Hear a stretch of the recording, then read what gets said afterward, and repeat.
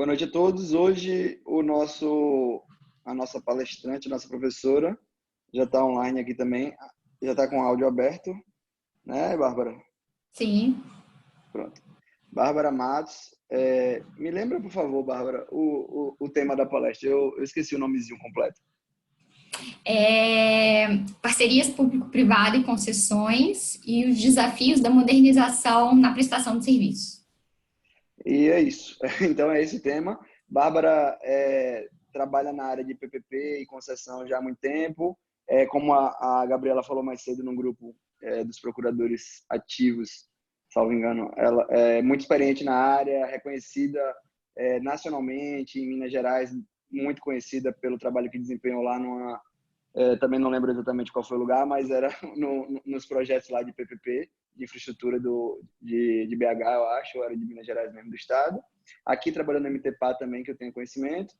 E, sem dúvida, é um dos maiores nomes em PPP e concessão aqui de Mato Grosso hoje. Ainda bem que ela veio para cá e deu essa fortalecida aí na área jurídica mato-grossense. Passo a palavra para ela. A aula hoje segue mesma programação, as intervenções de preferência quando ela abrir para isso, para que a aula flua. A gente já estava acostumado com o André Molina, mas, enfim, tentar se adaptar ao meio aí da Bárbara que ela escolher para dar aula. E vamos ouvir o que ela tem a dizer. Certamente a gente cada vez mais inserido aí no setor de licitação, de contrato, e as PPPs e concessões em geral certamente são o futuro na prestação do serviço público, se já não são presentes, na verdade, né? Bárbara, a palavra é sua, a aula é sua, boa sorte. Quanto ao seu currículo, eu deixo para você apresentar o resto, eu só trouxe aqui um panorama geral, mas se apresenta, diz quem você é e boa aula para você. Obrigada, Léo. Boa noite a todos. É um prazer estar aqui hoje, tendo essa oportunidade, né? Agradeço a Promate pelo convite, a Gláucia, ao Leonardo, ao meu marido André.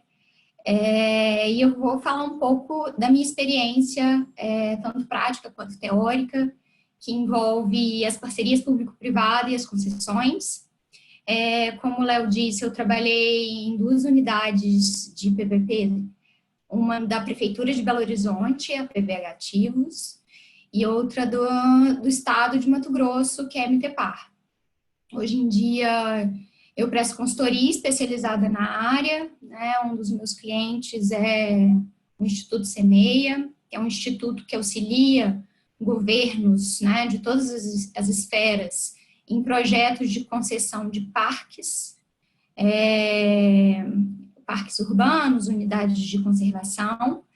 Né? Então, a gente, inclusive, auxilia, eu entrei recentemente nesse projeto, né, recentemente nessa consultoria, a gente auxilia, inclusive, o estado de Mato Grosso num projeto que está sendo desenvolvido.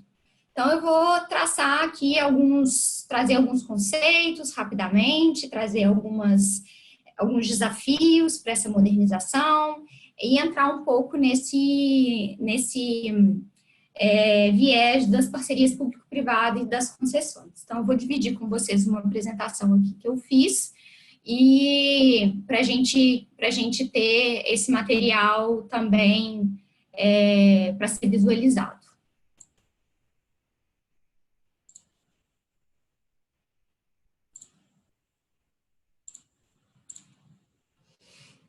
Bom, vocês estão vendo? Ok?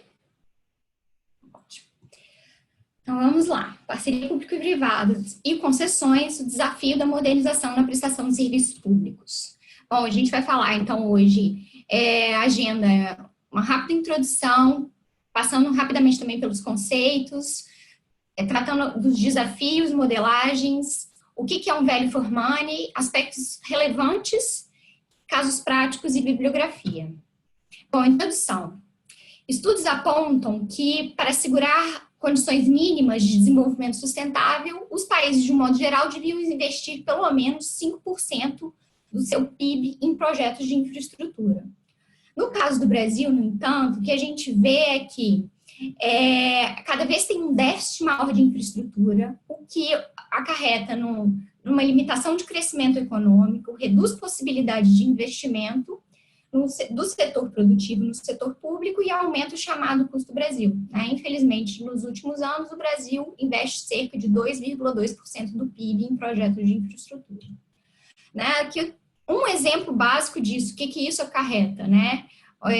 Pegando aqui um cenário do saneamento básico, né? O déficit de infraestrutura no saneamento básico. Então, gera insuficiência e inadequação da prestação de serviços de abastecimento de água, esgoto e coleta de resíduos sólidos. A prestação de serviço público no Estado, aí eu trouxe aqui né, extratos do Estado, né, tanto de resíduos sólidos quanto de água e esgoto, né? A gente pode ver aqui que cerca de 53 municípios do estado, de 141 que existem, têm lixões sem autorização, né? Apenas 23 são aterros com licença de operação. Então, a gente tem uma situação muito precária de resíduos sólidos no estado. Assim como a rede de esgoto, né? Nem 25% do estado tem acesso à rede de esgoto. 85% tem a rede de água, um pouco melhor, mas ainda está aquém do desejado, do 100% desejado, né? Aí a gente tem um mapa aqui de temperatura, de onde, do esgotamento, né, sanitário, e pode ver que a região centro-sul é a que mais tem e que não chega a 25%. Então, um outro cenário também crítico, né, de falta de estrutura é de saúde, né, principalmente que a gente está vivendo hoje, em termos de Covid. A gente vê insuficiência de recursos financeiros para ampliação da capacidade de atendimento da saúde.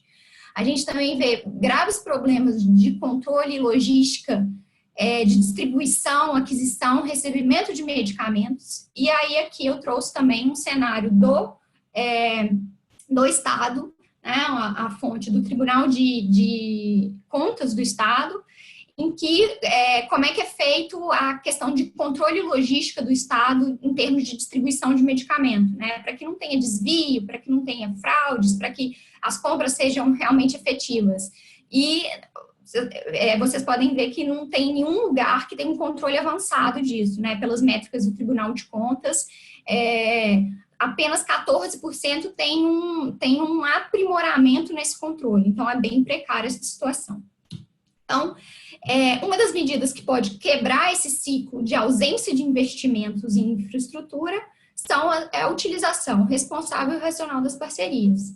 Neste contexto, então, foram desenvolvidas várias parcerias, vários tipos de parceria entre o poder público e a iniciativa privada, e hoje a gente vai focar naquelas previstas na legislação federal 8987, que é a chamada Lei de Concessão, e na Lei Federal 11079, que é a chamada Lei das PPPs.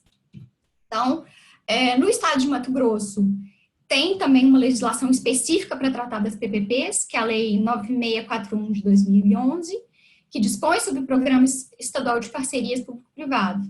Né? A Lei 11079, ela é uma lei de aplicação geral, ou seja, todos os entes federados podem se valer dessa lei para aplicação de PPP nos seus respectivos territórios. No entanto, é comum que cada ente federado legisle sobre essa matéria especificamente também.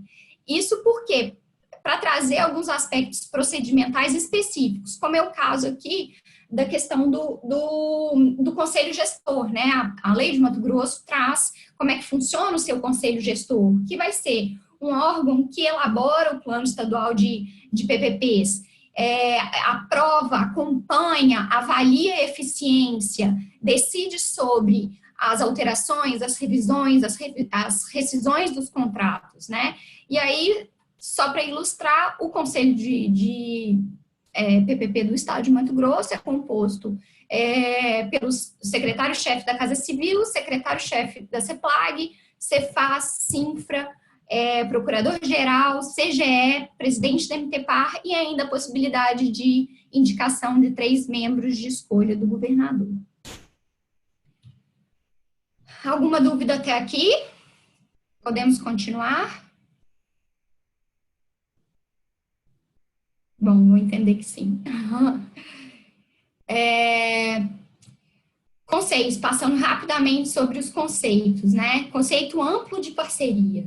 São todas as formas de relacionamento entre a administração pública e os agentes privados. Então, isso entram os convênios, as concessões de uso, as concessões de serviço público, os termos de parceria, termos de colaboração, termos de fomento.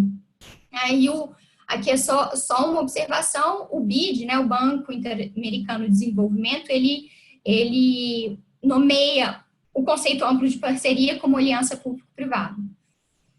Dentro das alianças público-privadas, né, desse conceito amplo, estão as concessões de serviço público, que, simplificadamente, são a delegação de serviços públicos a particulares por sua conta e risco, por um prazo relativamente longo, sendo que a remuneração dos serviços é paga diretamente pelo usuário. Então, são serviços considerados autossustentáveis, em que a tarifa paga pelo usuário, ela é capaz de fazer com que o investimento e a operação, elas param em pé. Esse termo param em pé é bem comum, né? Ou seja, eles aconteçam sem que o público precise aportar recurso. Né? Então, é comum, onde isso acontece? A gente vê aqui, tem rodovias pedagiadas no estado, em que a tarifa paga pelos seus respectivos usuários é capaz de remunerar completamente tanto o investimento da rodovia quanto a utilização daquela rodovia, e utilização e manutenção. A parceria público-privada, por sua vez, né, também de uma maneira simplificada, é uma modalidade de contratação de longo prazo, por meio da qual a administração pública outorga ao parceiro privado a prestação de serviço público ou de serviço do qual seja usuária indireta, e o remunera parcial ou integralmente a partir do pagamento de contraprestação atrelada à disponibilidade e qualidade dos serviços prestados. Né? Então, o que é isso? Aqui a gente tem, dentro desse conceito, estão as duas modalidades de concessão administrativa e concessão patrocinada. A concessão patrocinada, os projetos se assemelham muito da concessão de serviços públicos, né? Só que a diferença é que os serviços não são autossustentáveis. Então, aquela mesma rodovia pedagiada, né? Nesse caso aqui da concessão patrocinada, a tarifa paga pelo usuário, ela não vai remunerar completamente os serviços prestados nela, né? Os investimentos que ela necessita, né? Um recapeamento, ou até mesmo a construção do zero, né? Chamado projeto Greenfield. Então, o poder público precisa complementar aquela tarifa, valendo-se de uma contraprestação mensal a paga para o concessionário. Ou também existe a concessão administrativa, que é quando a administração pública ela é usuária indireta do serviço. E aí ela vai pagar a contraprestação total por aquele serviço, que é o caso de projetos de PPP de escolas, de hospital, de presídios. Então, esses vão ser projetos de concessão administrativa. Então, a PPP é uma alternativa para viabilizar a participação privada na implementação desses empreendimentos que admitem essa diluição do investimento público, né, e permitindo essa imediata disponibilização da obra. Então, o público, ele não tem o dinheiro agora para, por exemplo, construir um hospital todo e começar a operar. Ele busca um parceiro privado que faça isso, que invista para ele, e ele consegue diluir o pagamento desse investimento, dessa operação, ao longo dos anos de vigência contratual. Então, a utilização das PPPs apresenta inúmeros aspectos positivos, dentre as quais as possibilidades de viabilizar a execução de um programa consistente de investimentos, pois é isso que eu acabei de falar, podem proporcionar um financiamento adicional importante para complementar as dotações orçamentárias tradicionais. Também, através desses projetos, pode-se partilhar os riscos com o parceiro privado e otimizar os custos ao longo de todo o tempo de vida do projeto. Eu vou entrar mais nessa questão de partilhamento de riscos mais adiante. que isso é um ponto bem interessante desses contratos. Assegurar melhores níveis de manutenção e de serviço dos projetos tradicionais. Isso porque a própria lógica da PPP, né, é a seguinte: quem constrói, opera. Então, existe um incentivo para que quem construa com uma qualidade maior, porque é ele quem vai operar durante muitos anos. E os custos de operação, eles geralmente são mais caros que os custos de investimento, né? Operar, por exemplo, um hospital, às vezes é por ano o preço de um hospital construído. Então, quando você está falando de 20 anos de operação de um bem público, né, de um equipamento público, esse preço ele é muito maior do que o investimento inicial. Então, isso significa que provavelmente quem construiu quer usar da melhor técnica possível para que aquele equipamento dure por muito mais, sem correntes de manutenção.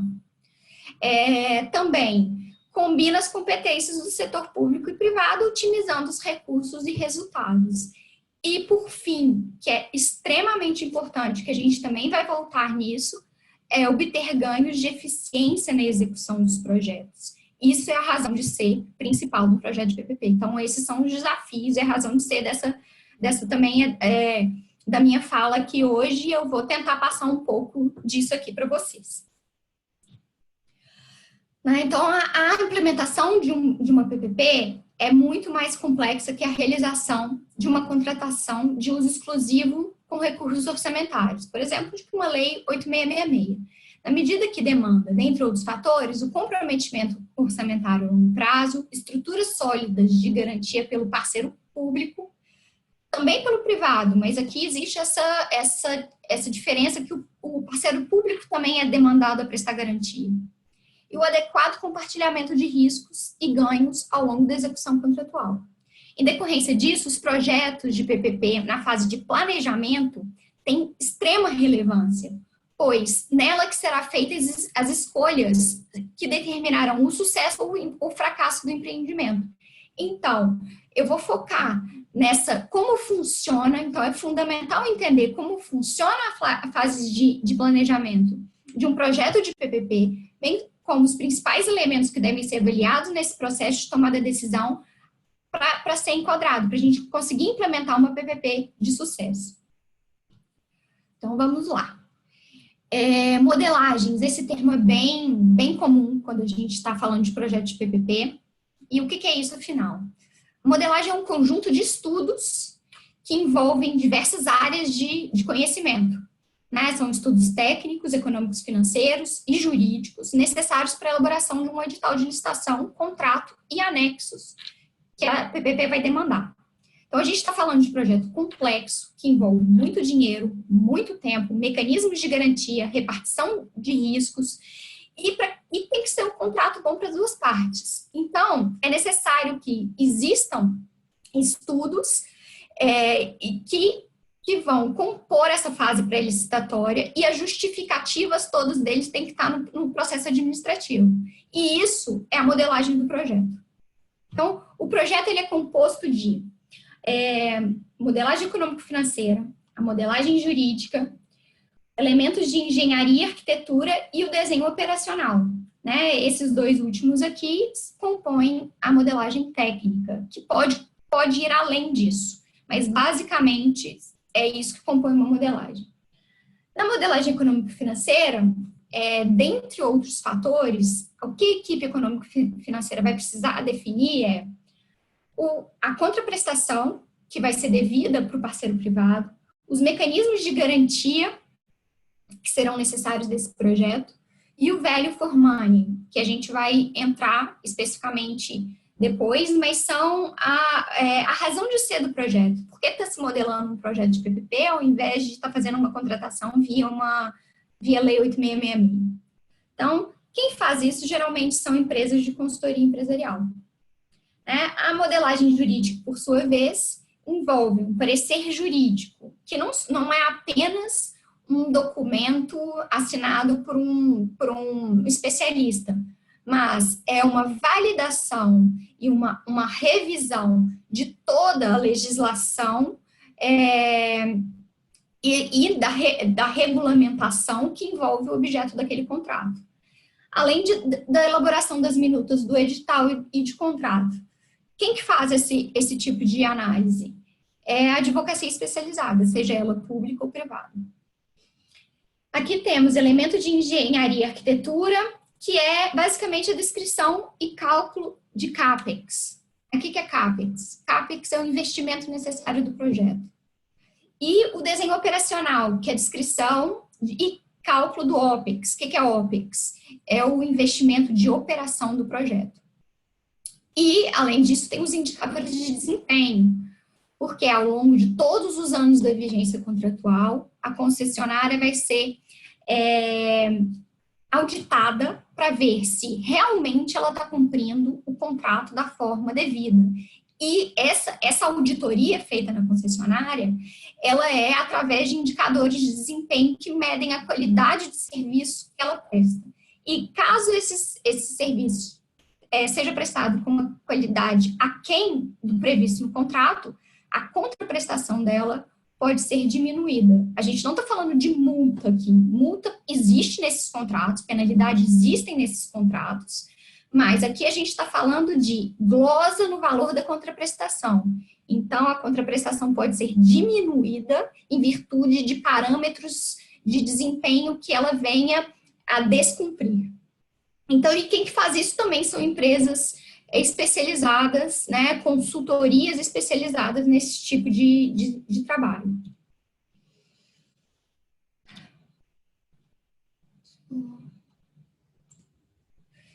Alguma dúvida até aqui? A gente pode continuar? Alguém gostaria que eu esclarecesse algum ponto específico? Bom, silêncio, eu vou entender que posso continuar.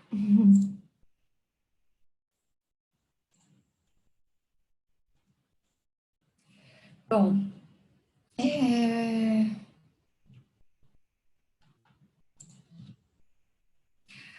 como é que eu estruturo, então, um projeto de PPP, né? Como é que se faz isso? Como é que se faz essas modelagens? A primeira opção é o governo fazer internamente, ou seja, através de mão de obra dos seus servidores, né, de equipes especializadas que possam desenvolver esse tipo de trabalho. Qual que é o problema? Isso tem várias vantagens, porque você retém essa especificidade, você retém essa qualidade técnica dentro da administração. E consegue ter uma equipe específica que vai gerar, inclusive, lições aprendidas de cada um dos contratos que estão sendo modelados, que vão evoluindo, né? No entanto, qual que é o problema dessa estruturação via equipe interna, né? Muitas vezes a escassez de mão de obra, né? E a ausência de uma ou outra competência necessária para a equipe, porque a gente viu que é uma equipe multidisciplinar, às vezes os governos não têm toda essa gama diferenciada de profissionais, e os servidores públicos, né, muitas vezes eles têm atribuições outras além da modelagem de um projeto específico. Então, isso acarreta, eventualmente, um tempo maior para modelar um projeto. Né? Uma outra forma também de estruturação é através de contrato, né? Em que uma empresa terceirizada é contratada para que modele um projeto específico. Isso, né, a questão de tempo, isso é mitigado, a questão, né, isso a gente consegue achar hoje no mercado, existem várias empresas de consultoria, tanto técnica, quanto jurídica, quanto econômico-financeira, né, disponíveis, então existem essas competências aptas à contratação, só que o problema primeiro, a disponibilidade de recursos do ente público para esse tipo de contratação. Segundo, às vezes tem uma dificuldade de licitação, né? né, a demora com a Lei 866, ou, enfim, existe também uma discussão se caberia pregão, mas eu não vou entrar nisso nesse momento. E também tem essa questão de governança com o projeto, né? Porque mesmo que você contrate alguém para fazer esse serviço, é importante que você tenha uma equipe interna para avaliar o que foi feito, né? E aí, quem vai dar a palavra final? Quem vai aceitar esse tipo, né? O produto final da modelagem? Uma outra possibilidade de estruturação de projeto é através dos chamados PMI e MIP. PMI é procedimento de manifestação de interesse e MIP é manifestação de interesse da iniciativa privada. Eu vou falar mais especificamente deles em próximos slides. Eles aqui eu posso vou falar primeiro dos problemas para depois falar do que eles são.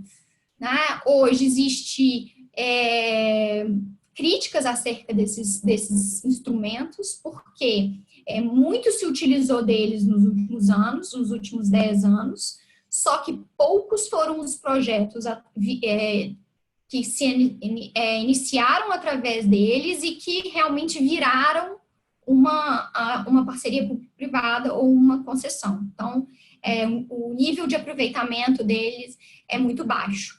E pode ser que também tenha, dependendo da maturidade do ente público, uma desconexão entre o projeto e o interesse público, porque é interessante que as partes dialoguem na medida que os estudos foram sendo executados pelo privado. Então, basicamente, o que é PMI e MIP? São procedimentos que permitem que o poder público possa contar com a expertise e celeridade de privados sem a necessidade da Lei 8666.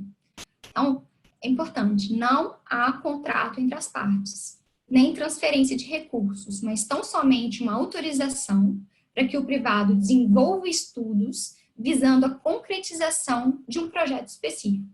Onde, de um lado, o poder público tem a necessidade de concretização de uma política pública deficiente, e, de outro lado, o parceiro privado possui força de trabalho técnica especializada, e o que o privado quer quando ele entra, já que ele não tem um contrato, ele não vai receber do poder público, o que o privado visa com isso?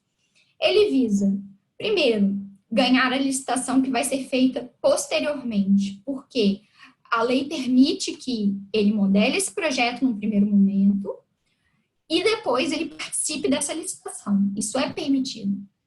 Ou, se for uma empresa, um privado, modelador de projetos que não tem interesse na participação da licitação futura, ele vai querer só ser remunerado por aquilo.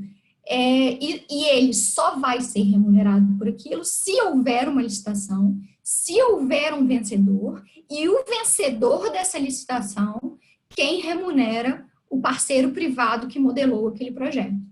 Então, isso é importante, né? Então, não sai dinheiro direto do poder público, quem remunera vai ser o vencedor. Então, a diferença entre PMI e MIP é o momento da propositura, é o agente que propõe o projeto, né? No PMI, o poder público lança um edital de chamamento em que ele convoca o privado, né? Convoca via diário oficial privados que queiram modelar um projeto específico para ele. Na MIP, por sua vez, o privado vê um possível projeto de interesse público e pergunta para o poder público, se apresenta para o poder público e pergunta se o poder público tem interesse que ele estude aquele projeto e apresente, no final das contas, uma modelagem. E aí o poder público autorizando, ele abre ao mercado também para ver se outros privados também têm interesse em modelar aquele projeto. E aí começa a MIP, né, o procedimento de manifestação. Para ilustrar, o Estado de Mato Grosso disciplinou esses dois institutos por meio dos decretos 635 de 2016, que é o da MIP, e 926 de 2011, que é o do PMI. Um exemplo de PPP, de projeto que deu certo e foi através de um PMI. É a PPP do Estado de Mato Grosso, a que existe hoje, que é a PPP do Ganha Tempo. Né? Então, nela, o poder público, né?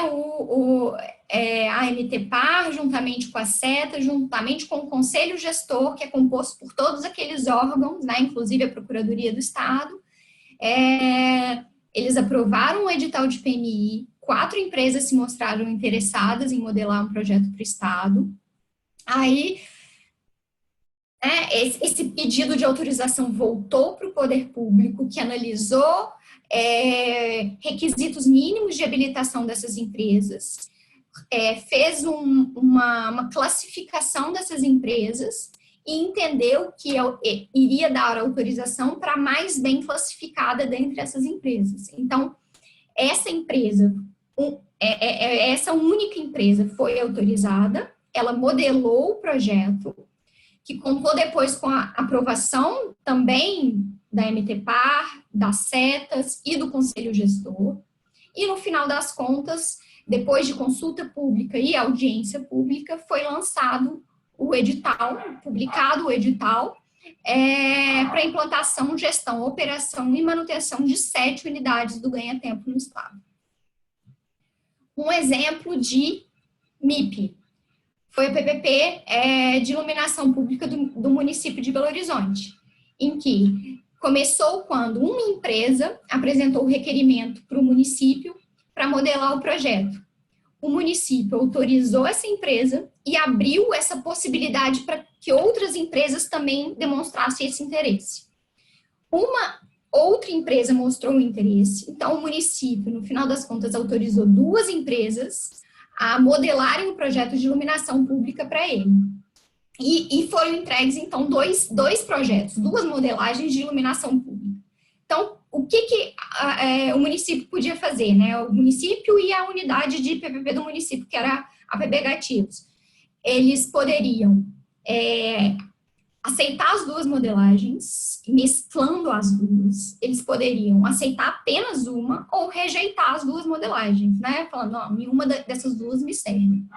No final das contas, ele entendeu que uma das 2 representava quase a totalidade dos seus interesses, ela foi aceita acho que em cerca de 95% do seu conteúdo. Os outros restantes, a equipe interna complementou de modo a satisfazer as necessidades internas do governo, e foi publicado o edital, após consulta e audiência pública, foi publicado o edital de iluminação pública, e que culminou com o primeiro contrato de iluminação pública, PPP de iluminação pública, assinado no Brasil. Alguns limites das PPPs. Primeiro, não pode ter PPP menos que 10 milhões de reais. Esse limite foi alterado recentemente, antes eram 20 milhões. Desceu um pouquinho esse valor, muito em função de alguns municípios que estavam querendo estruturar alguns projetos em razão disso, esse limite desceu um pouquinho, então veio para 10 milhões. O período de prestação de serviço não pode ser inferior a 5 anos ou maior que 35 anos. E também não pode... isso por quê, né? Aqui embaixo, né? 5 anos... Primeiro que senão a gente esbarraria também na Lei 8666. Depois que a gente agrega uma maior responsabilidade ao executor da obra. Porque, como eu disse antes, quem constrói opera, então é interessante que opere por mais tempo, inclusive das responsabilidades advindas com a construção. E 35 anos. 35 anos entendeu-se que seria um prazo razoável para não inviabilizar eternamente a administração e para quanto maior o prazo, mais difícil de fazer a modelagem econômico-financeira e o cálculo dos riscos advindos com o projeto. Porque aí a gente vai ter riscos e alterações contratuais, por exemplo, de tecnologia, que a gente não consegue mensurar depois de certo tempo. Então, resolveu-se por colocar esse limite, né, coisa que a concessão não tem, concessão comum não tem, mas na lei de PPP tem esse limite. E também não pode ter projetos que tenham como objeto único o fornecimento de mão de obra, ou o fornecimento de instalação de equipamento, ou execução de obra pública. Então, eu não posso fazer uma PPP simplesmente para construir um hospital. Eu tenho que fazer a PPP para construir e operar o hospital. Bom, características importantes também da PPP, que eu vou entrar um pouco na razão de ser da PPP, né, o motivo pelo qual eu trabalho com isso, que eu, né, defendo esse tipo de contratação. E vou entrar aqui um pouquinho nessas características. Então, nas PPPs existem a imposição de limite de despesa. O que é isso? A lei, ela tem limite de ordem financeira para contratação. Então, na União, não pode ter um projeto ou a soma dos projetos de PPP, eles não podem exceder a 1% da receita corrente líquida da União. E nos estados, Distrito Federal e município, essa limitação é de 5% da receita corrente líquida. Então, quando você vai fazer um contrato ou quando você vai agregar outro contrato ao município, né, o município já tem alguma PPP, vai fazer uma segunda, precisa ser feito esse cálculo, né? Aqui, por exemplo, quando aqui é um extrato do cálculo que a gente fez quando a gente estava modelando o projeto de iluminação pública de Belo Horizonte. E aqui vem a receita corrente líquida do município, né, nos anos 2015 a 2020. Aí que tem os 5 contratos de PPP que hoje o município tem. O município de Belo Horizonte tem 5 contratos de PPP, uma de Macaúbas, que é de resíduos sólidos, tem do Hospital Metropolitano, tem de educação, tem de centro de saúde, de atenção primária de saúde, e tem de iluminação pública. Então, esse cálculo é feito anualmente com base na prestação devida, e essa prestação, a soma das contraprestações pagas pelo município não podem ser superiores a 5% da receita corrente líquida arrecadada pelo município. Bom, eu já falei algumas vezes aqui hoje que na PPP existe a chamada repartição de riscos entre público e privado, em parceiro público e parceiro privado. O que é isso? Isso geralmente é chamado de matriz de risco do contrato, né? Ou ela vem num anexo específico, ou ela vem na própria minuta, né? No próprio contrato mesmo, nas cláusulas de obrigação das partes, especificando, né? Quando um risco acontece, quando um ato previsto, porém, que vai impactar o objeto daquela contraprestação, sem que faça parte do objeto, aconteça, e quem que vai lidar com aquilo? Aqui, eu trouxe para vocês uma matriz de risco. Esse daqui nem é de uma PPP, isso daqui é uma matriz de uma concessão, de um projeto que eu estou prestando consultoria do governo federal. Esse projeto foi em consulta pública, por isso que eu estou trazendo uns extratos dessa matriz de risco para vocês entenderem mais ou menos do que eu estou falando. Então, aqui ele está dividido de risco de construção, riscos de demanda, riscos ambientais, riscos associados ao projeto. Então, eu vou pegar aqui algum exemplo. né? Então, risco identificado, estimativa de tempo de obra incorreta, né? Então, se houve um erro na estimativa de execução de investimento, né, de tempo, quem que vai arcar com esse risco se ele acontecer? Entendeu-se que esse risco é um risco que o privado vai arcar com os custos dele se ele acontecer. Então, um risco ambiental interessante também, né? Danos ambientais, definição, qual que é a definição? Responsabilidade civil, administrativa e criminal por danos ambientais causados após a celebração desse contrato. Se tiver algum dano ambiental após a celebração do contrato, quem vai arcar com esse custo vai ser o privado. No entanto, aqui em cima, o risco de passivo ambiental, né, que tem uma origem e não sejam conhecidos até a data da publicação, quem vai lidar com eles é o parceiro público. Então, quem vai arcar com os custos decorrentes desse fato vai ser o parceiro público. Então, a matriz de risco ela é dividida em tipos de riscos e de alocação para qual das partes vai ser impactada financeiramente quando esse risco acontecer. Garantias do poder público, né?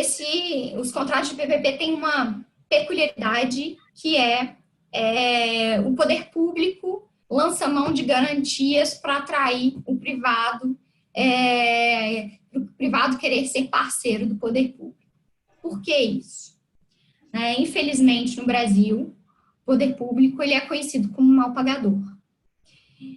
Além disso, a gente está falando aqui de contratos de longo prazo. Vamos pegar uma média, né, de 20 anos de contrato, né, dentro do... se um contrato de PPP tem, vamos supor, 20 anos, ele vai passar, no mínimo, por 4 mandatos. Então, isso significa um acréscimo ainda de risco político, né? Que a gente que trabalha com o poder público já viu que existem essas considerações de não querer dar continuidade a determinado contrato, e isso pode acontecer. Então, esse tipo de contrato pode existir essa figura da garantia do poder público, que é essa atração para o privado vir a ser parceiro, né? Então, se acontecer algum risco político se concretizar, se o parceiro político, se o poder concedente se tornar inadimplente, existem mecanismos de garantia que cobrem essa inadimplência. Pegando um exemplo prático, na iluminação pública, foi feito da seguinte forma: existem, né, o contrato está vigente, existem 2 contas que garantem esse contrato. A primeira é chamada de conta reserva. Então, o poder concedente, ele faz um colchão de liquidez, que se chama, e deposita um valor que fica lá parado em conta. No caso aqui, ele é o valor do aporte, mais o valor de 3 contraprestações, né? E esse saldo fica lá paradinho numa conta reserva. E existe também a conta vinculada. A conta vinculada, né, os contratos de PPP têm uma particularidade, que existe a CCIP, né, a Contribuição de Custeio da Iluminação Pública, também conhecida como COSIP. Então, o mecanismo de garantia aproveitou desse fluxo financeiro que envolve a arrecadação da CCIP e passava esse fluxo financeiro pela conta vinculada. E aí, o que acontecia? Se a conta, se tivesse, o poder público tivesse adimplente, etc., ela pagava a contraprestação mensal devida para a concessionária e o restante da CCIP cairia na conta do Tesouro. Se tivesse, né, se por acaso a conta reserva tivesse sido subtraídos valores em decorrência da inadimplência do poder público, a conta vinculada pararia reteria esse valor proveniente desse fluxo financeiro, desse fluxo de recursos da CCIP. Então, ela funcionaria isso, como uma retenção de fluxo para cobrir caso o poder público se tornasse inadimplente e mantendo aquele colchão de liquidez da conta reserva. Então, é assim que funciona o mecanismo de garantia dessa denominação pública. Então, assim, basicamente, é comum os contratos de PPP ter um colchão de liquidez com valor parado em conta, né? Existem de 3 contraprestações, existem até de mais, já havia até de 6 contraprestações lá paradinhas em conta. E é comum, atrelado a um colchão de liquidez, ter um fluxo financeiro que, caso esse colchão seja subtraído, o fluxo financeiro vem e recompõe esse valor.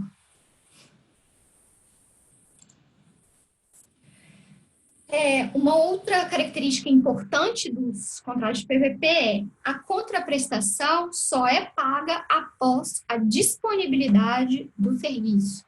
Vamos ver como é que é isso na prática. Então, pegando o exemplo da PPP de educação do município de Belo Horizonte. Teve o início da obra, né? Foi uma PPP para construção e operação de 51 escolas divididas em 46 o mês e 5 EMEFs. Creches de 0 a 6. E EMEF são escolas fundamentais, né? Ambas de responsabilidade municipal. Então, tinha o início da obra, né? Então, de cada uma das escolas. Aí, a partir do momento que cada uma das escolas eram entregues ao poder público, a concessionária faria jus à porcentagem da contraprestação correspondente àquela escola. Então, no final das contas, que a gente vê, foram 51 escolas entregues, né? São todas essas daqui que começaram a ser construídas em 2013 e terminaram em 2015. Então, só no final da entrega das 51 escolas que a concessionária passou a fazer jus da contraprestação cheia, ou seja, daquele valor que foi prometido como contraprestação total. Então, só apenas depois a disponibilidade efetiva dos serviços e a operação, né, do contrato. Existem umas peculiaridades interessantes sobre esse contrato de PPP. São 51 escolas via PPP, mas no município de Belo Horizonte existem outras escolas além dessas, né, de escolas municipais, além dessas dentro do contrato. E, né, a gente conversa com a Secretaria de Educação, né, os retornos que a gente tinha eram dos melhores. Por exemplo, as diretoras das escolas brigavam para ficarem em escolas da PPP. Por quê? Dentre várias vantagens, né, quando elas falavam assim, quando a gente descobre que uma lâmpada quebrou, na verdade, ela descobre porque já veio trocar, né, ela já tá... o problema já tinha sido resolvido quando a gente descobre que teve um problema, né? Então, realmente, né, eu tive a oportunidade de visitar essas escolas, realmente um trabalho, e ele é um trabalho referência. Bom, qual que é uma outra peculiaridade do contrato de PPP? É a definição de indicadores de desempenho. Já falei isso também rapidamente. E existem indicadores que avaliam o serviço da concessionária, impactam na contraprestação, caso o serviço esteja aquém do pactuado. Então, vamos ver como é que é isso na prática, né? No Hospital Metropolitano Célio de Castro, que é o hospital também, que é uma PPP de Belo Horizonte, existem três grandes grupos de indicadores de desempenho. Então, no primeiro, são indicadores de qualidade, que avaliam a qualidade do serviço prestado pela concessionária. Então, Isso significa que os pacientes e os profissionais que trabalham lá são consultados para ver se realmente o serviço está sendo prestado adequadamente, né? O segundo grupo de serviços, né, de índices, né, de indicadores, é de disponibilidade, avalia a disponibilidade da infraestrutura e do serviço de hospital, né? Tá tudo funcionando? Tá funcionando a contento? Como é que estão as instalações? O outro índice é de conformidade, né? Se realmente a concessionária está cumprindo as leis, os requerimentos, os regulatórios exigidos, né? Todas as normas técnicas advindas, né, de saúde e de procedimentos, né, relativos à execução do objeto contratual. E aí, como é que é feita a aferição desses indicadores? Geralmente, os contratos de PVP têm a figura dos chamados verificadores independentes, que são terceiros contratados, sem vínculo, né? Sem vínculo, que eu falo, sem... eles eles não devem pender nem para o poder público, nem para são desinteressados, essa é a palavra. São desinteressados que vão aferir a qualidade dos serviços prestados. Então, eles vão a campo, eles vão no hospital, eles fazem esse questionário para os pacientes, eles verificam com os próprios olhos se a limpeza está ok, se os pacientes eles estão satisfeitos, se os funcionários eles estão satisfeitos, se o serviço está prestado adequadamente. Então, nesse caso aqui, a verificação é trimestral. Então, sendo feita trimestral, a contraprestação dos próximos 3 meses é com base naquele trimestre. Então, se tiver algum impacto negativo, o poder concedente pode reter o pagamento, parte do pagamento devido da concessionária, através de métricas de desconto de pagamento, e que é feito com a ajuda desse verificador independente.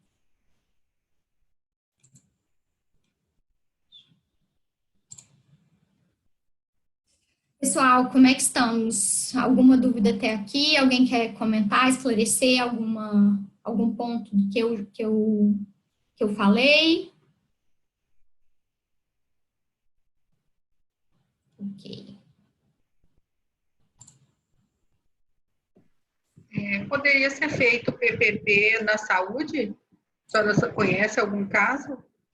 Sim, bom, conheço, existem PPPs de hospital, existem PPPs de atenção primária à saúde.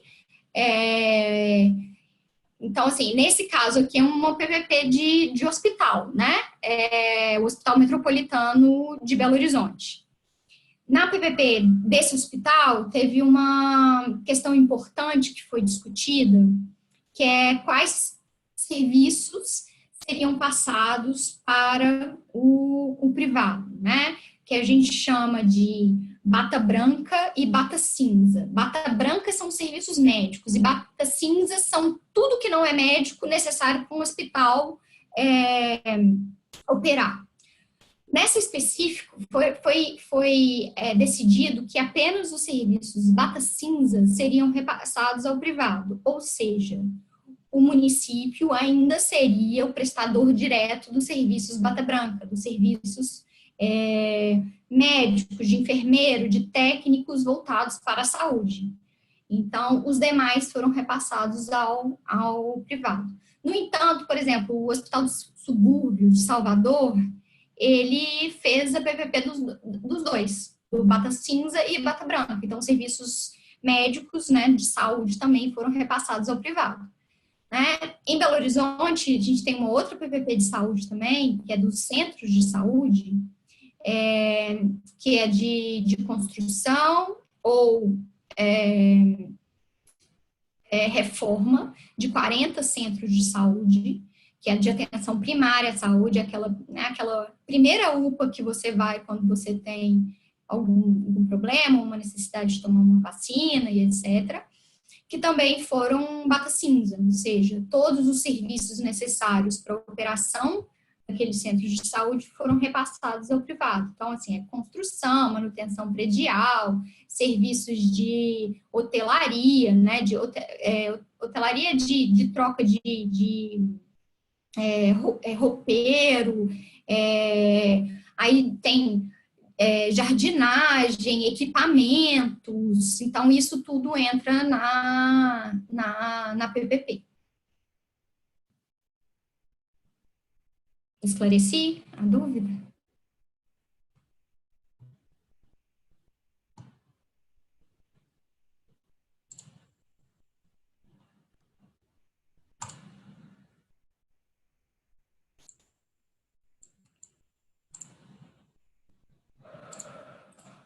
Bom, voltando lá para a última característica apontada aqui, e é uma das que eu entendo como mais importante, né, de uma PPP, que é o ganho de eficiência. Aqui eu dou um destaque por que a gente modela um contrato de PPP, né? Vamos pegar o exemplo da iluminação pública, que é um contrato um projeto que eu participei desde o início da modelagem até dar a ordem de serviço para início, foi quando eu mudei para cá, para o Mato Grosso, e comecei a trabalhar na MTPA. Mas aqui a gente vê de notícia, né? Houve uma redução do consumo de energia da cidade por conta do contrato de PPP de 22%, quase 23%. Isso ainda não foram implementadas todas as modernizações. Tá? A estimativa da SUDECAP, que é a Superintendência de Obras da capital, é de uma economia de 25 milhões por ano para o município com esse contrato. Então, assim, o contrato, ele foi modelado com base em 3 pilares, que é a modernização da iluminação. Eu quero um serviço melhor para o cidadão, mas eu não quero pagar mais por isso. Então, não teve acréscimo para a população, não teve acréscimo, nem para o governo, não teve acréscimo com esse contrato, né? Porque uma premissa hoje o valor arrecadado com o CCIP vai continuar o mesmo, né? Então, o valor arrecadado do início do projeto não vai sofrer aumento para a gente conseguir fazer uma PPP. E uma obrigação do contrato também é a eficientização. Então, o parceiro privado, ele é obrigado a diminuir a conta de energia em 45%. Isso quer dizer que eu não aumentei o meu gasto público, como eu estou diminuindo o gasto público e posso repassar esse benefício para a população, ou seja, através da diminuição da CCIP, ou seja, através de implantação de outras melhorias na iluminação, né? E outra coisa importante que o projeto considerou foi que tanto a Guarda Municipal quanto a Polícia Militar trabalhou em conjunto com o município, com a PBGativos, e apresentou estudos de interferências de lugares de criminalidade com ausência, né, com iluminação ruim. E a gente focou o projeto nessas áreas também. E realmente isso diminuiu. Então, teve o índice de criminalidade em algumas regiões da cidade que tinha esse problema, ele caiu com o projeto. Então, assim, a gente consegue ver esses benefícios e eles são palpáveis e aferíveis. E aí a gente entra aqui agora no chamado velho for money. O que é velho for money? É um termo também bastante usado quando a gente está falando de PPP. Basicamente uma metodologia utilizada internacionalmente para avaliar a aplicabilidade do modelo de PPP nos casos concretos. Então, ele compara a contratação de PPP com o modelo tradicional de contratação. Por que a PPP é melhor do que a 8666, por exemplo, nesse caso? Então, ele vai dar essas premissas objetivas. Né? Então, essa comparação, ela vai ser tanto quantitativa, eu consigo, por exemplo, no caso das escolas, né? Quanto que é uma escola construída por 8666? Quanto tempo que eu levo? Quanto que é uma escola construída através da PPP? E quanto tempo que eu levo? Então, assim, isso é palpável, eu consigo colocar ali o tanto que eu estou modelando. E essas premissas existem no projeto, porque existe uma modelagem econômico-financeira. Então, eu estimo quanto, mesmo antes de ter o contrato, eu consigo estimar quanto aquela escola vai custar por meio da PPP. E aí, eu consigo ter essa diferença de valor. Então, assim, e o quê? Né? Não só a modelagem, no caso das escolas, provou que seria mais barato, quanto na prática isso foi evidenciado que efetivamente foi mais barato construir via PPP do que via 8666 uma escola, sendo que o prazo médio de construção dessas escolas via 8666 é 2 anos e meio, 3 anos. E o prazo médio de construção das 51 escolas via PPP foi 8 meses. Foram 8 meses. Então, assim, é absurda a diferença. E existem também, no estudo de Value for Money, comparações qualitativas, né? Que aí comparações do que às vezes eu não consigo mensurar, mas que é importante citar. Por exemplo, né, quando eu faço um contrato de 20 anos, eu deixo de fazer 4 licitações para aquele objeto. Quando eu incluo vários objetos em um contrato só, eu também economizo a mão de obra dos meus servidores, né? Então, essa rapidez, a qualidade dos serviços, isso às vezes são parâmetros que eu não consigo mensurar, porém eu consigo citar e é bom que eles sejam inseridos no Value for Money. Então, o resultado é esse comparativo, né, entre a PPP e o modelo tradicional. O Value for Money não é obrigatório na Lei 8666, mas um mecanismo bastante utilizado nesses contratos, inclusive reconhecidos por Tribunal de Contas, né, por Ministério Público, enfim, como instrumentos válidos de constar no processo administrativo para comprovar a legitimação desses tipos de contratação. Então, ele teve origem, né, rapidamente, ele teve origem na Inglaterra, na década de 80, na implantação de serviços e projetos de infraestrutura de interesse público, né, por meio de parceria, né, nos projetos chamados Project Finance.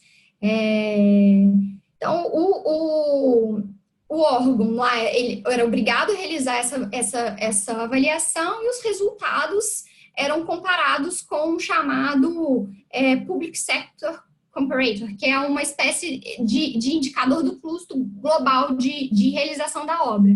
Então, e é exatamente isso, não são considerados apenas aspectos financeiros, mas vários elementos que influenciam a geração de valor do projeto.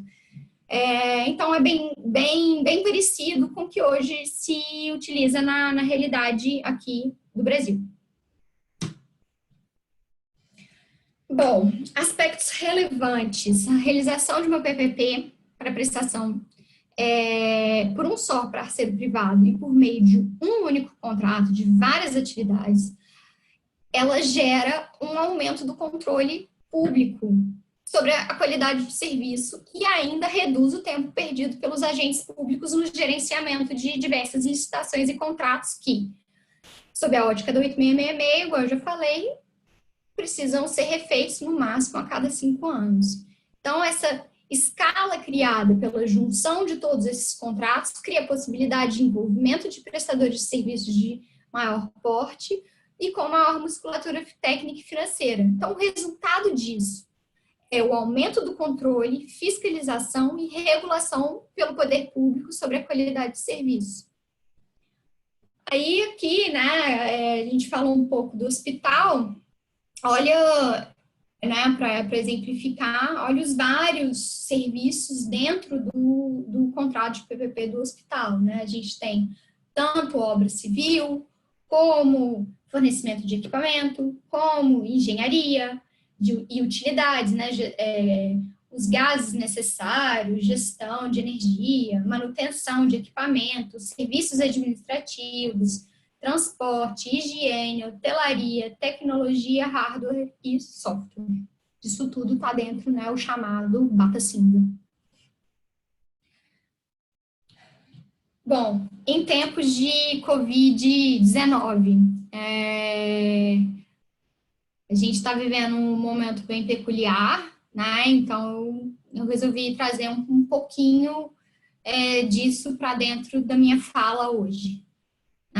O que é importante saber? Os contratos de parceria, como a gente viu, eles já constam exemplificados alguns riscos, né? E eles têm uma dinâmica própria, né? Já trazem regras e mecanismos de reequilíbrio econômico-financeiro, né? Então, eu entendo, né? E estou sendo acompanhada, estou participando de discussões nesse sentido, em que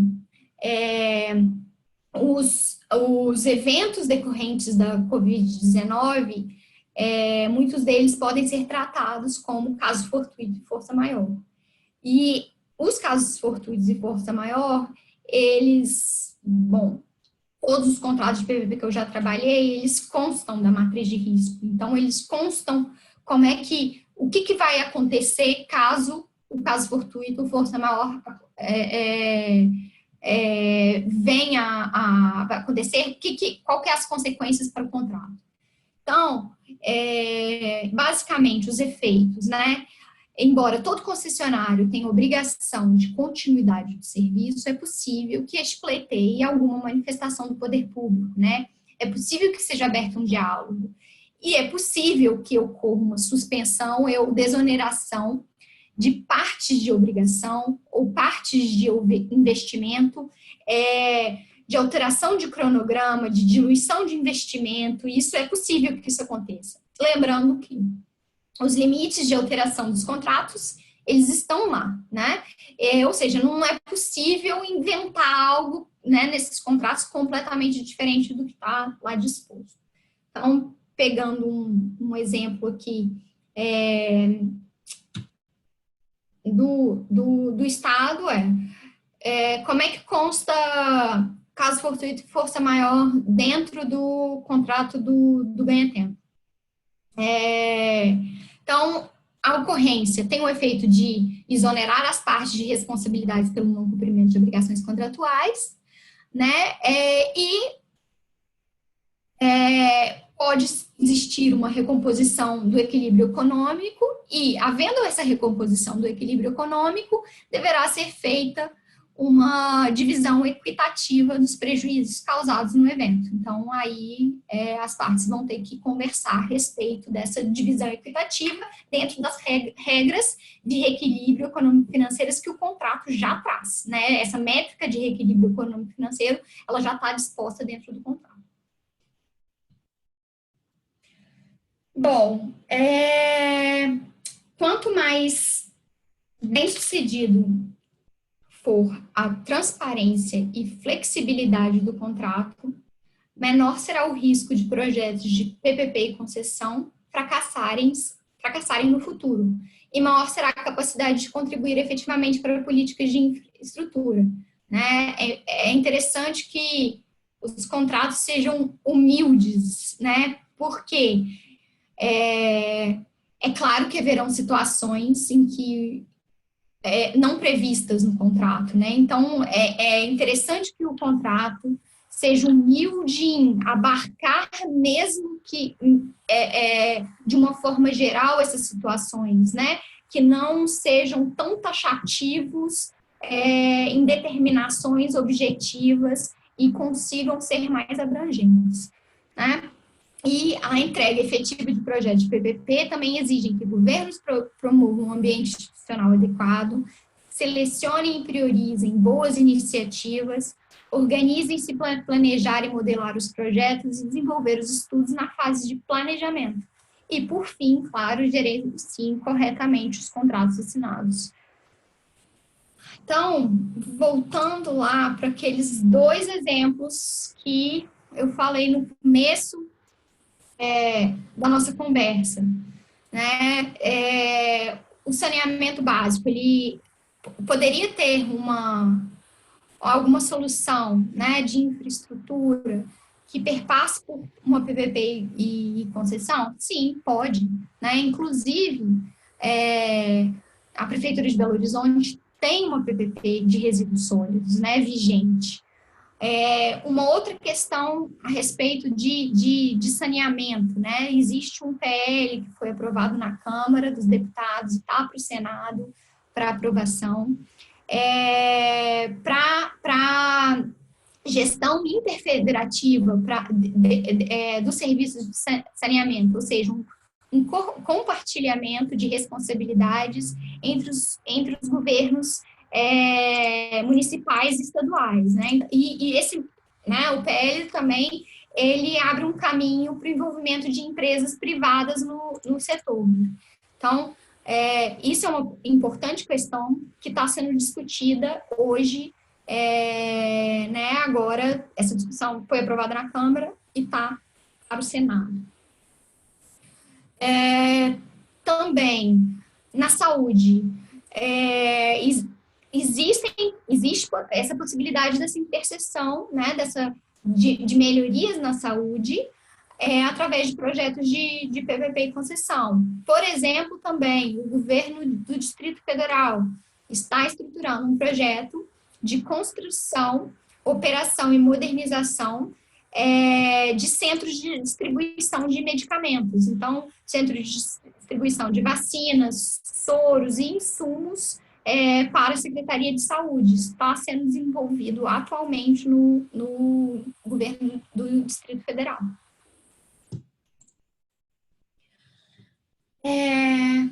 Bom, por fim, deixa eu...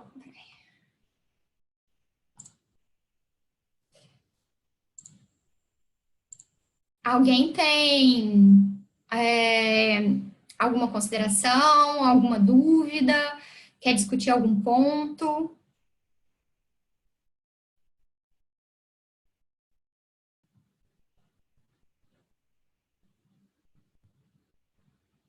Bom, então eu vou passar para a parte final aqui da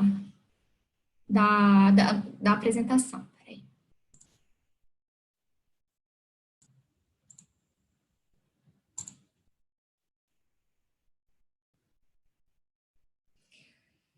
Bom, aqui eu fiz um resumo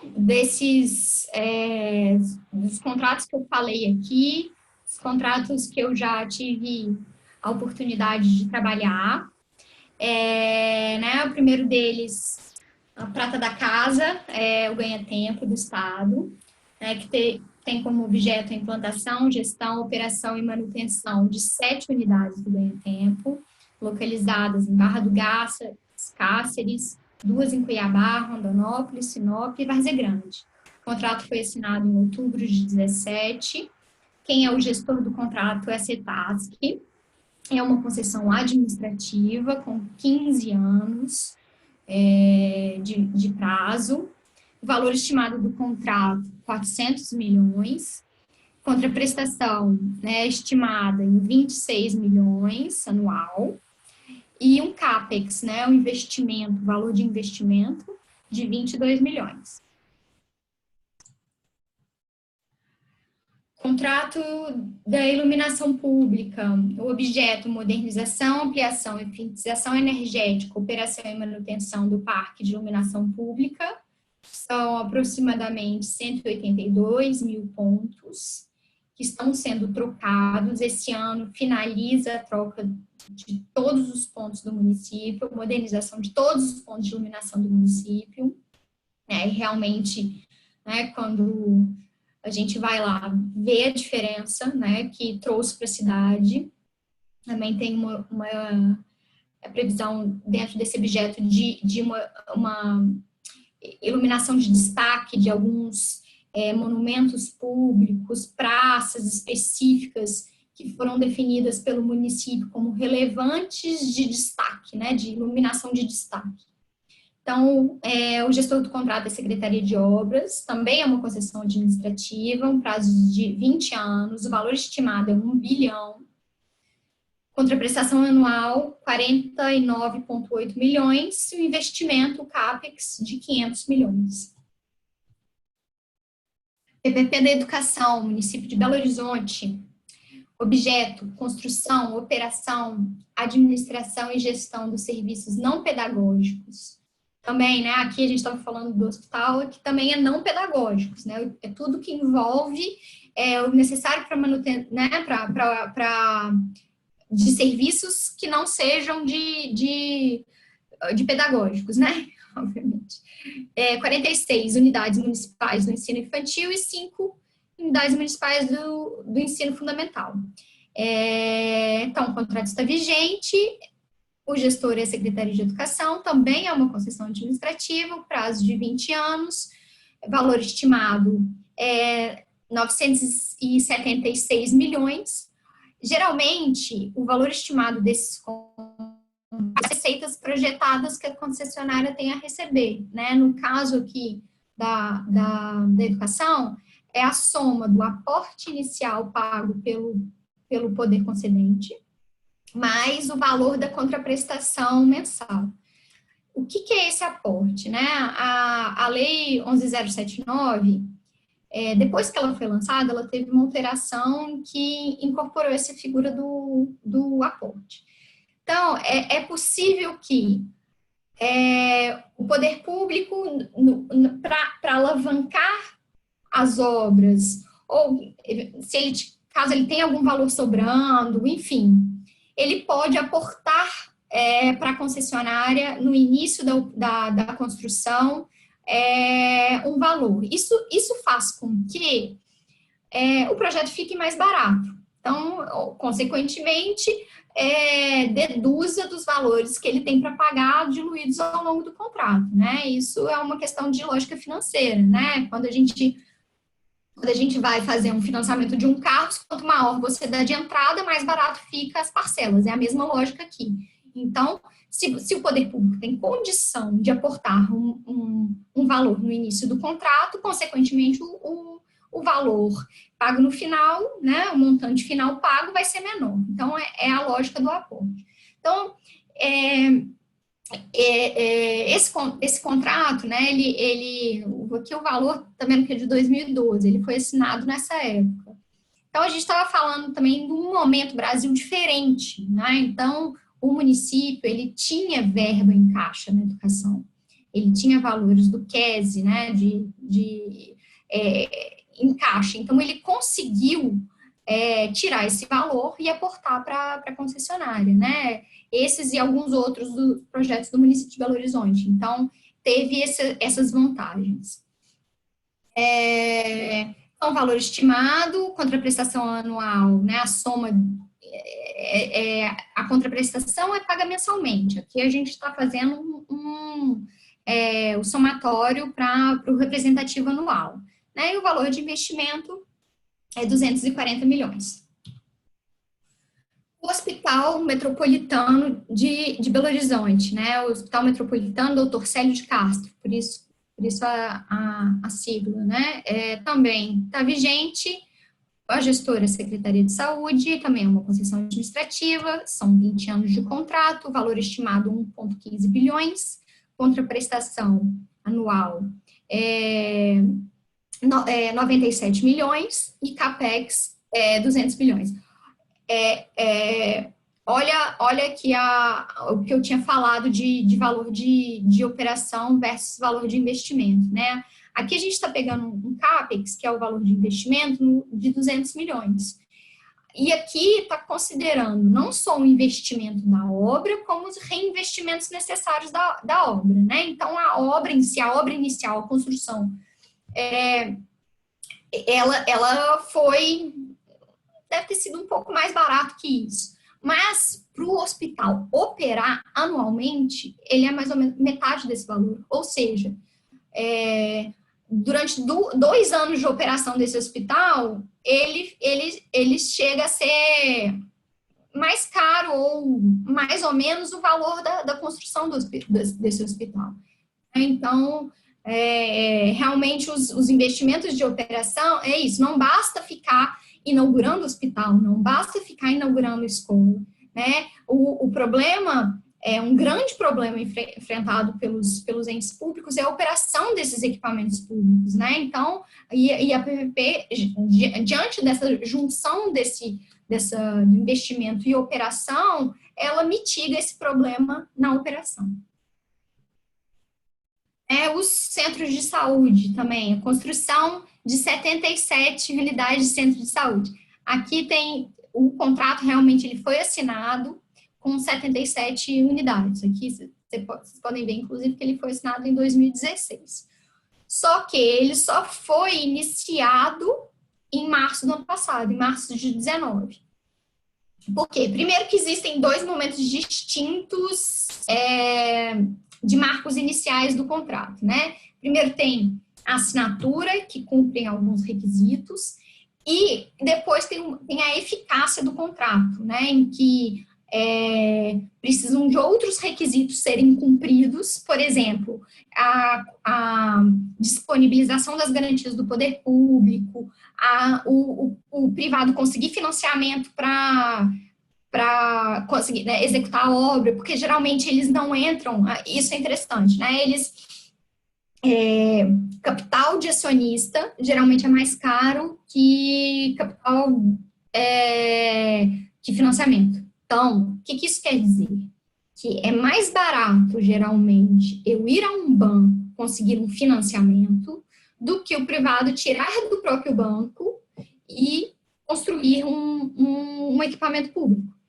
Então, a maioria desses projetos, eles só têm viabilidade quando o plano de negócios, ele contempla um financiamento. Geralmente, alguns anos atrás, quem dava esse financiamento, né, muitas vezes era o BNDES, mas hoje em dia essa política do BNDES ela está mudando e tem outros bancos entrando também nesses tipos de financiamento. E aí esse contrato ele teve problemas, né? Primeiro, quem ganhou essa licitação foi a Odebrecht. Então, chegou no momento de Lava Jato, a Odebrecht não estava conseguindo financiamento. Segundo problema, a estruturação de garantias do poder público que foi construída, o poder público não estava conseguindo implementar a estruturação, que era através de debêntures da PB Gatilhos, né, lançamento que já tinham sido lançadas, né, mas houve um problema no meio tempo. E, terceiro, houve uma mudança política, né? Acabou a gestão que o contrato foi assinado, então passou para uma nova gestão que estava reticente com esse contrato. Não só esse, como todos os outros. Mas esse era o que eles ficaram mais reticentes de todos.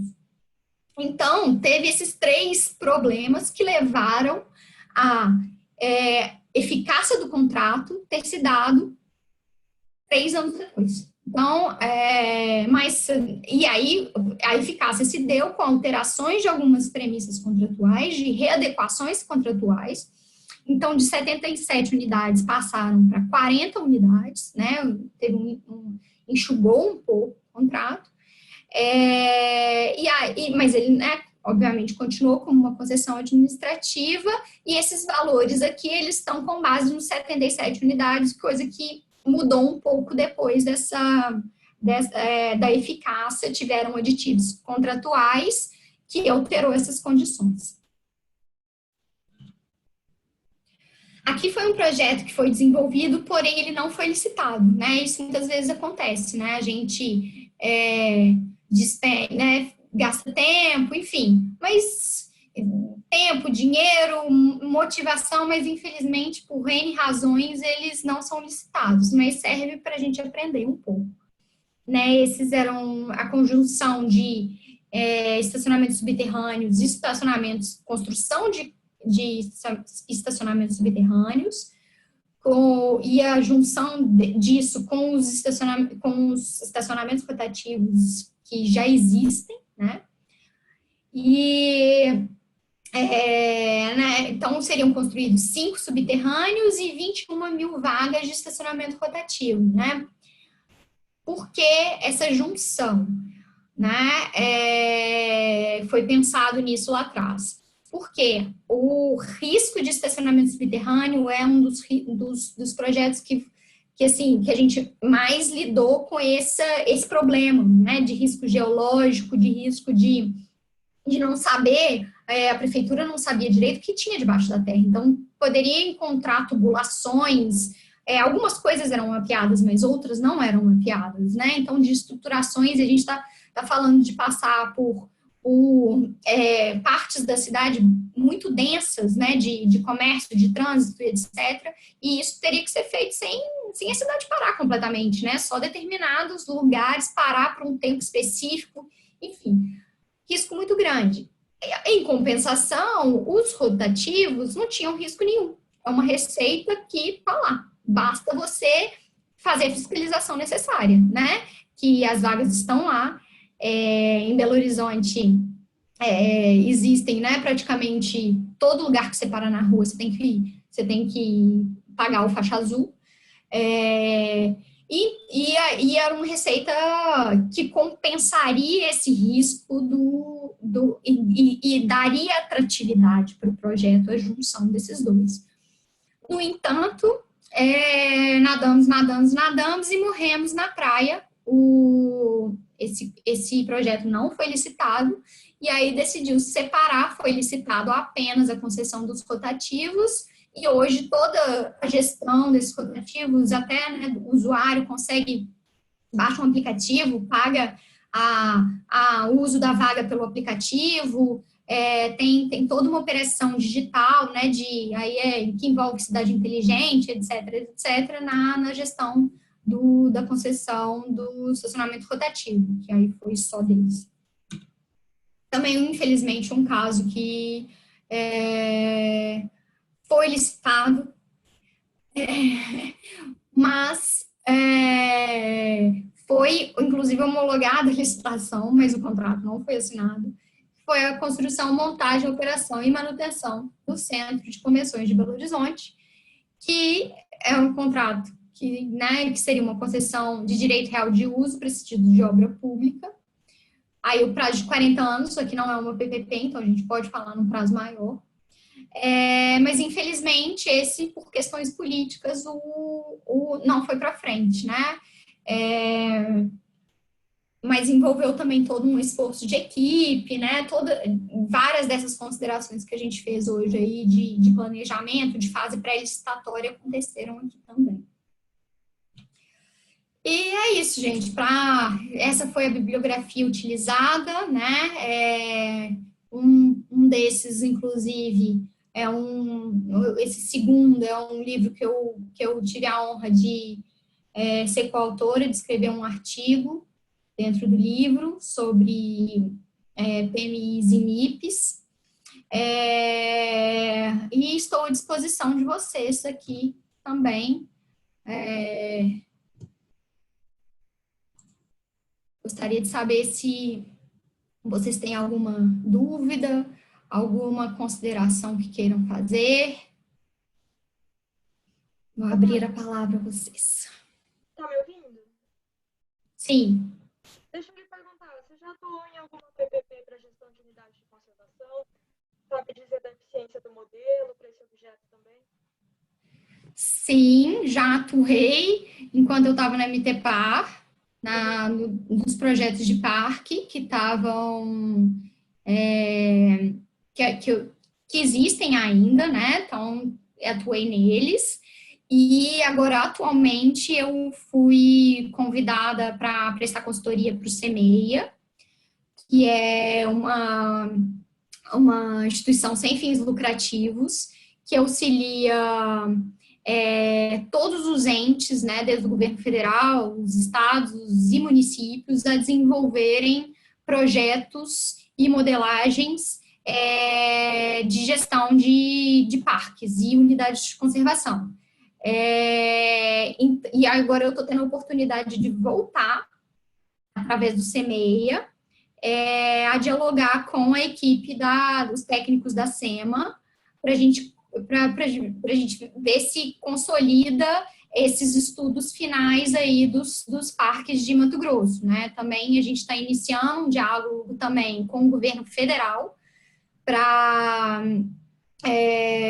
concessão de alguns parques federais, né? Recentemente, até um dos exemplos que eu trouxe aí da matriz de risco do Parque de Aparados da Serra e Serra Geral, né? Que foi recentemente lançado em consulta pública.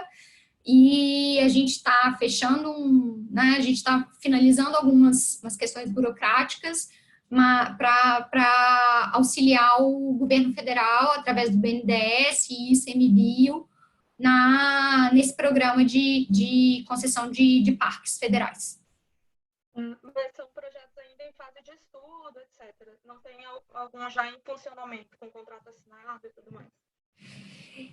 Bom, eu particularmente não participei de nenhum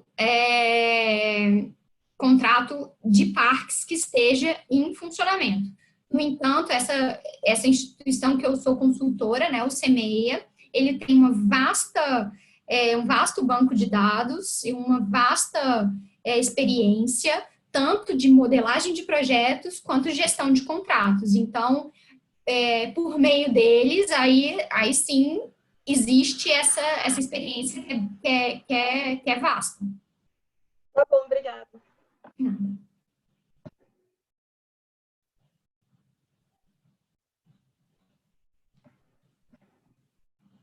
Mais alguém tem alguma consideração, alguma dúvida?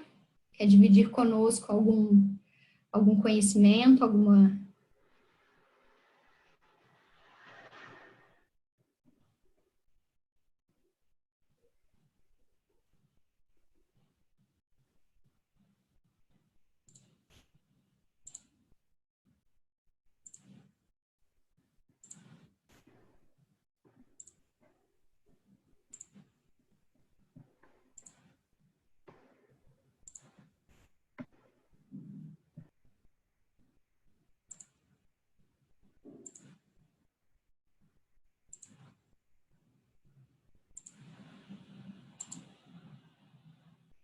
Bom, pessoal, então eu acho que é isso, né? Espero que vocês tenham acompanhado, espero que eu tenha me feito entender, dividido um pouco dessa minha experiência, tanto teórica quanto prática, né, de PPPs e concessões.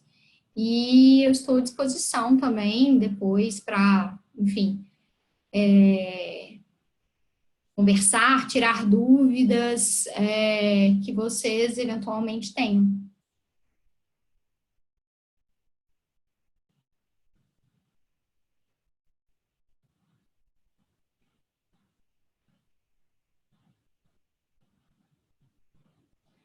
Boa noite a todos. Muito obrigada.